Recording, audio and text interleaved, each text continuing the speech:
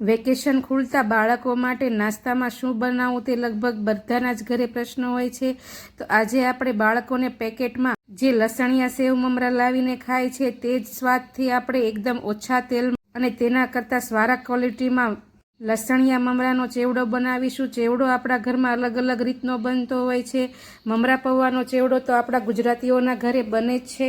તો આજે પેકેટ કરતાં સારી ક્વોલિટી અને ઓછા ખર્ચમાં આપણે લસણિયા મમરાનો ચેવડો બનાવીશું। પહેલાં તો આપણે 200 ગ્રામ જેટલા મમરા લીધા છે, તેને એક વાસણમાં ચાળણી મૂકીને પહેલાં ચાળી લઈશું, જેથી તેમાં રહેલી અંદર રજ કે પછી ઝીણું કચરું હોય તે બધું જ નીકળી જાય। એટલે પેકેટ જેવા બનાવવા છે, એટલે જો આવી રજ ન હોય તો મમરા એકદમ ખીલેલા રહેશે। એટલે પહેલાં આપણે બધી જ રજ કાઢી લેવાની છે અને પાછા મમરા આપણે મોટા બાઉલમાં લઈ લઈશું।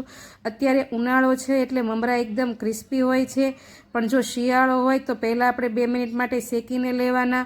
હવે લસણિયા મમરા બનાવવા પહેલાં આપણે 10 થી 12 નંગ કળી લસણની લઈ લઈશું, સૂકા લસણની। તેમાં 2 ચપટી જેટલું મીઠું નાખી તેને થોડી એવી અધકચરી પહેલાં ખાંડી લેવાની છે।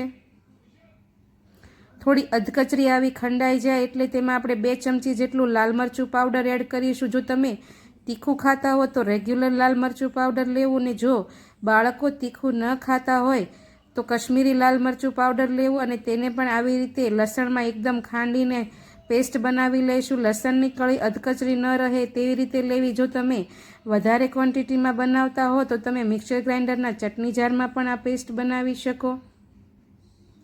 હવે પેસ્ટને વાટકામાં લઈને 2 થી 3 ચમચી જેટલું પાણી નાખીને આવી રીતે એકદમ મેશ કરી લઈશું, એટલે એવી જાડી પેસ્ટ તૈયાર થઈ। પાણી વધારે નથી નાખવાનું, માત્ર આપણે જ્યારે આ મસાલો તેલમાં તળીએ ત્યારે બળી ન જાય તેટલું જ પાણી લેવાનું છે અને મમરાનો કલર એકદમ લાલ ચટક રહે તે માટે। હવે મોટું પેન લઈ લઈશું અને તેમાં 2 ચમચી જેટલું આપણે તેલ ગરમ કરવા માટે મૂકી દઈશું। તમે ઘી પણ લઈ શકો અને જે મમરા આપણે ચાળીને રાખ્યા હતા તે તેમાં એડ કરીશું। જે તૈયાર પેકેટમાં મમરા આવે છે તે તેલમાં તળેલા હોય છે, એકદમ ઓઇલી, પણ પેકેટ જેવા જ મમરા બનાવવા માટે આપણે અત્યારે તળીને નહીં પણ આવી રીતે તેલમાં શેકીને મમરા લઈશું, જેમાં ઓછું તેલ પણ જોશે અને મમરા એકદમ ક્રિસ્પી થઈ જશે। 4 થી 5 મિનિટ માટે લો ગેસની ફ્લેમ ઉપર આપણે મમરા શેકવાના છે। તમે જુઓ તો એકદમ ક્રિસ્પી થવા લાગ્યા છે અને બધા જ મમરા તેલથી કોટ પણ થઈ ગયા છે। હાથમાં આપણે ચેક કરીને જોઈએ તો મમરા આવી રીતે એકદમ ક્રિસ્પી થઈ ગયા છે।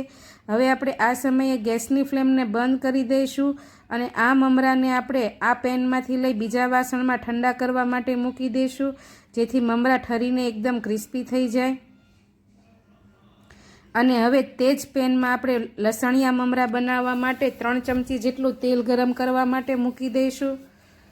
આપણે લસણિયા મમરાનો ચેવડો બનાવવો છે, એટલે તેલ સરસ એવું ગરમ થઈ જાય એટલે ગેસની ફ્લેમ મીડિયમ કરીશું અને અડધા વાટકા જેટલા સિંગદાણા એડ કરીશું। સિંગદાણા તમે ઘરમાં જે વાપરતા હોય તે કે પછી કરિયાણાની દુકાનેથી પણ લાવી શકો અને તેને 3 થી 4 મિનિટ માટે મીડિયમ ટુ લો ગેસની ફ્લેમ ઉપર ફ્રાય કરવાના છે, એકદમ ક્રિસ્પી થઈ જાય, કલર થોડોક દાણાનો ડાર્ક થઈ જાય ત્યાં સુધી શેકી લઈશું।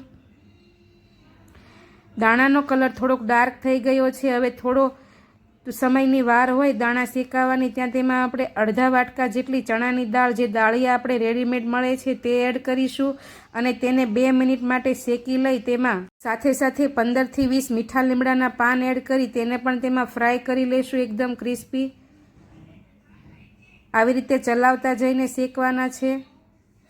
તમે આમાં ટોપરાની સ્લાઈસ, કાજુના ફાડા પણ લઈ શકો। મેં અહીં રેગ્યુલર જે બાળકોને લંચમાં આપીએ છીએ તે રીતનો ચેવડો બનાવ્યો છે। 2 થી 3 મિનિટ જેવો સમય થઈ ગયો છે, પાન પણ ક્રિસ્પી થઈ ગયા છે અને સિંગદાણા અને દાળ પણ એકદમ ક્રિસ્પી થઈ ગઈ છે। હવે તેને આપણે એક ડીશમાં કાઢી લઈશું બધી વસ્તુને।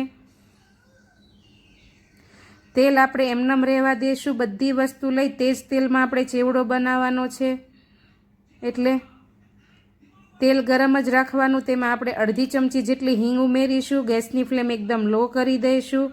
અડધી ચમચી જેટલો હળદર ઉમેરીશું, હળદર ન નાખો તો પણ ચાલે, સેજ કલર માટે મેં હળદર નાખી છે। અને હવે જે પાણીમાં આપણે પેસ્ટ તૈયાર કરી હતી તે તેમાં એડ કરી દઈશું।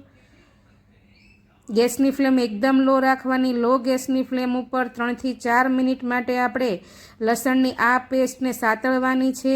લસણની પેસ્ટ એકદમ સાતળી લેવાની, પણ તમે જુઓ તેમ કલર સેજ પણ નહીં બદલાય અને લસણની કચાશ ન રહે તે રીતે મરચું સાતળવાનું. લસણ ક્યારે શેકાઈ જાય તે જાણવું હોય તો જેમ આપણે ગ્રેવી બનાવીએ છીએ ત્યારે ઉપર એકદમ તેલ આવીને છૂટું પડી જાય, કલર એકદમ ડાર્ક થઈ જાય ત્યાં સુધી સતળાવા દેવાનું. આવી રીતે તમે જુઓ તેમ મરચાંનો કલર પણ નથી બદલ્યો અને જેમ જેમ લસણ ચડતું જશે તેમ તેમ તેમાંથી તેલ છૂટું પડીને એકદમ ઉપર આવતું જશે.